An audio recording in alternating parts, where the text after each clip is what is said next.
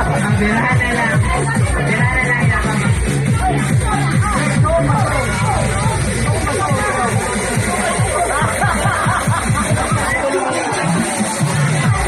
Okay, ano po ka-excited? Warm up pa rin sa parang niya. Okay, so, you may now take your seat. So, na this moment, ang ato na po, bridesmaid o ato ang groomsman, ang ato ang ipaanhis sa tunga. So, gentlemen, haman ito mga groomsmen. So, kato mga single boys, nga, kuan, vacant pa, wala pa yung kuan, wala pa namin nyo, kay single pa gani. So, please, diri ato tunga. Kato mga groomsmen, haman ito mga groomsmen nato.